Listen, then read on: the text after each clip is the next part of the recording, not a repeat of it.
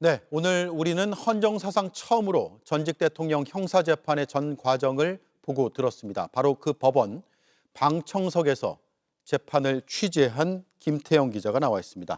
오늘 촬영이 어떻게 이루어진 겁니까? 제가 처음 법정에 들어섰을 때 법원이 준비한 촬영 장비가 가장 먼저 눈에 띄었습니다. 방청석 맨 뒤, 한가운데에 재판부를 향하는 카메라가 먼저 한 대가 서 있었고요. 방청석 맨 앞쪽엔 검찰, 피고인을 각각 촬영하는 카메라가 한 대씩, 총 3대의 카메라가 설치돼 있었습니다. 예. 법원이 고용한 촬영 전문 외주업체가 설치부터 촬영까지 담당했습니다. 이런 시도가 처음이다 보니 아쉬운 점도 있었습니다.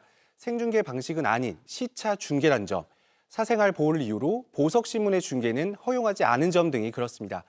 법원은 공판 과정 중에 사건 관계인의 개인정보나 기밀 등이 유출될 우려가 있다고 설명했습니다. 예. 바로 눈앞에서 봤잖아요. 내란 피고인의 모습은 어땠습니까? 85일, 2달 반 만에 공개된 모습은 생각보다 변화가 컸습니다. 염색을 못한 머리는 새치가 그대로 드러났고요. 살이 상당히 빠졌습니다. 여름 내내 수사와 재판을 거부하면서 속옷 차림으로 저항했다. 의자체에 들어올려 옮기려 했는데 안 됐다. 이런 논란이 있었잖아요. 예. 이 모든 게 공개되지 않은 채 시간이 흘렀는데 오늘 외적으로 상당히 변화된 모습이 공개된 겁니다.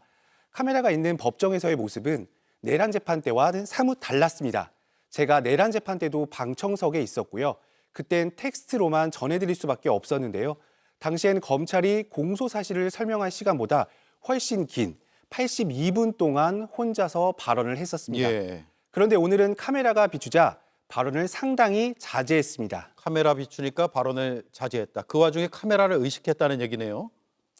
특검이 PPT를 띄워놓고 공소 사실을 설명할 땐 특검을 향한 방향이 아닌 앞에 놓인 모니터에 시선을 고정하기도 했습니다.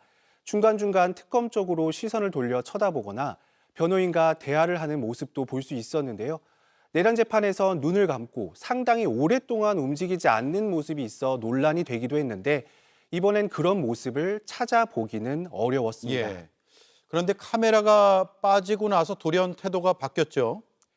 맞습니다. 보석신문은 재판 직후 점심 식사를 위한 휴정도 없이 곧바로 이어졌습니다. 촬영 장비가 모두 법정에서 사라지자 태도가 180도 달라진 건데요. 일단 목소리부터 크게 올라갔습니다. 앞서 리포트에 다 담지 못할 정도로 혼자서 20분 가까이나 된 긴 발언을 이어가기도 했습니다. 예. 전직 대통령에 대해 기소할 건이냐, 유치하다고 소리를 높였고요. 자신의 목소리에 대해 스스로 언급한 부분도 있습니다. 제가 원래 목소리가 굉장히 큰데 작아졌다면서 변호인 접견 이유도 운동 때문이다고 한 겁니다. 예. 불구속 상태일 땐 구속되지 않으려고 열심히 나왔지만 구속되면 재판에 나올 필요가 없다는 황당한 주장도 폈습니다. 여기 법정에 나오는 것 자체가 보통 일이 아니라면서 재판부를 향해 불만을 표시하기도 했는데요. 이 모든 내용이 카메라에 담지 못하고 제가 직접 현장에서 본 모습들입니다. 예. 참 이해하기 어려운 말들을 많이 했네요. 앞으로도 재판은 중계가 되는 겁니까? 어떻습니까?